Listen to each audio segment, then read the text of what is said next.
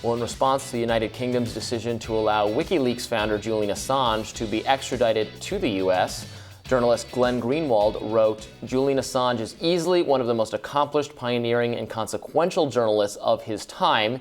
That's precisely the reason he's in prison and why most of the U.S. corporate media class, knowing how he shames them, is silent, if not cheering." U.S. media weren't the only ones who were silent. Many progressive politicians that tout press freedom seem to have little to say on the issue, save of Congresswoman Ilhan Omar and Marjorie Taylor Greene. Greene retweeted Greenwald saying, "If we really care about the First Amendment, then we should care about Julian Assange."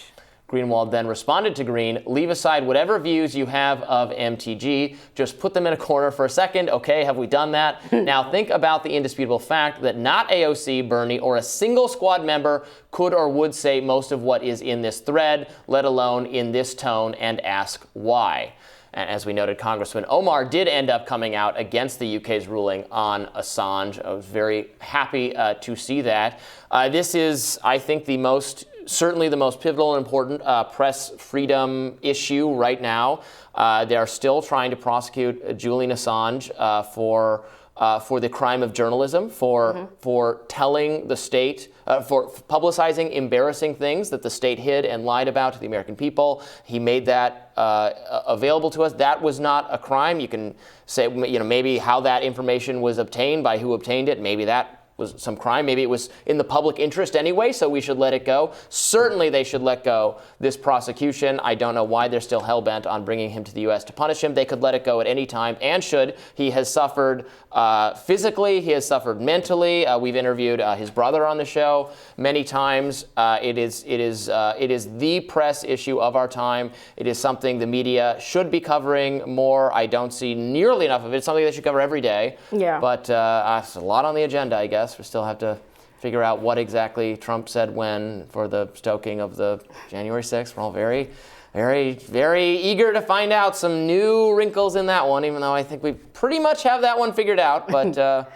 listen, I mean, I'm never in favor of the way the U.S. uses the criminal system in the first place. Like I said, this doesn't surprise me. I understand why this is a big issue, and because obviously it seems they're prosecuting him, right, because they don't like the information he shared. They don't want those things being shared to the public. They want to send a message. Right? Exactly. They don't want they don't want whistleblowers. Exactly. They don't want people speaking up. If you know, and which is messed up, but it's not any more or less messed up than how America uses and weaponizes the criminal system in the first place. That's what they do. There are countless political prisoners in America. That's literally their response to anything. And as a criminal attorney, I just cannot pretend to be shocked or outraged about this. This is how they respond. If anything, he's lucky he's gotten away as long as he has, right? I would say what they're prosecuting him for is First Amendment protected activity, which is not true of everyone that's in prison. Right. Certainly some people are in prison for violence.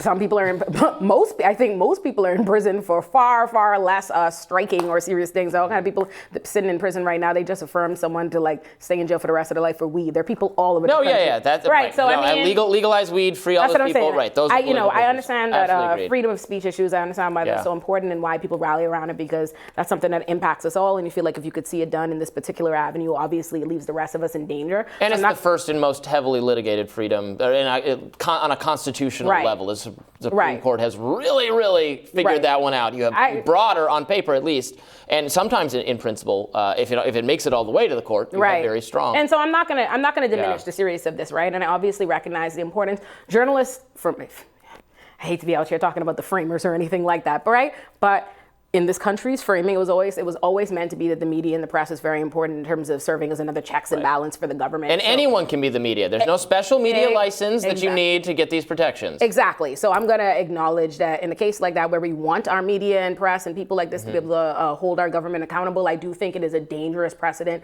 to see us prosecuting somebody and going after somebody so intensely that was able to put out a lot of information we wouldn't have otherwise happened in the U.S. government. So that is dangerous, and I'm not going to diminish it. Do I have a dog in this fight? No. Am I particularly shocked or outraged about it? No. You're not surprised. No, but I do recognize the seriousness. How many people? Yeah. What do you make of? This is another case, right? Everyone's saying, Marjorie Taylor Greene, uniquely insane Republican, says crazy things, right? No, absolutely. You agree with that? She's completely a bigot. But why is it that on a couple pivotal issues, Marjorie Taylor Greene and other people who are described in the media as the craziest and most far-right and borderline fascistic Republicans. Even a broke clock is right once a day.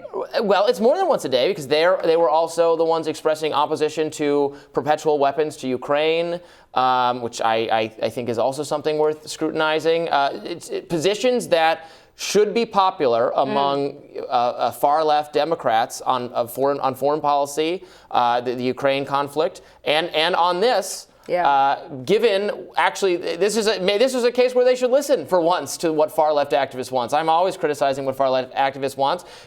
They should listen to them on Ukraine, on Assange, on a few other things. And yet, most of the opposition you're getting is from, again, Republicans that are described in other terms in the media as crazy.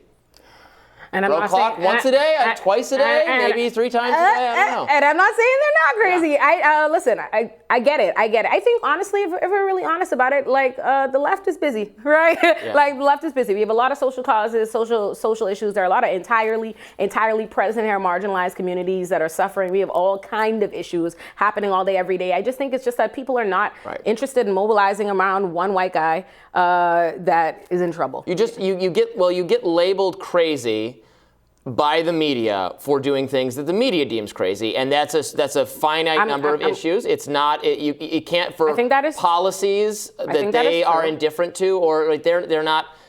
I know many in the media are very concerned about what's going on in Assange. Well, some of them are, some in progressive media. Mehdi Hasan has been on this on MSNBC. I don't agree with him on a thing other than this. I'm glad he's called attention to it. I mentioned it on this CNN segment I did with Stelter. I brought it up because I want to make sure it's noted and my opposition to it noted. Right. So it gets talked about a little bit, but I think it should be talked about more. And it's just not something the media won't call you a crazed fascist for not speaking up about Assange. They'll call you a crazed fascist. They tend to call him crazed fascist for being crazed fascist. I mean, I don't know if we're gonna. Listen. I'm prepared to compromise on a lot of things, but I think it is authoritarian to support the continued jailing of this man. And they're never going to call you. I don't disagree there. I know you don't disagree, but they're not going to call you an authoritarian. Yeah. For wanting to jail Julian Assange. But they are going to call you an authoritarian if you agree with what Trump said about the election. I think I'm going to call you. I don't know if it's necessary to call you an authoritarian. I think that if that's what you believe in, and those are the things that you're pushing, I think you want to push our country in that kind of direction. I think what it mostly is when it comes to the Marjories and them is that they're just, and y'all are not going to like it, but I think Marjorie Taylor Greene is a very clear and unabashed white supremacist, and she's a crazy, and I will not put that aside for any reason, right? Like I can completely independently recognize that I don't think that this man should be prosecuted, and this is a reflection of something negative in our government without having to align myself with such a lady, and I won't. So. Fair enough. Yes. All right, we'll be back with more Rising right after this.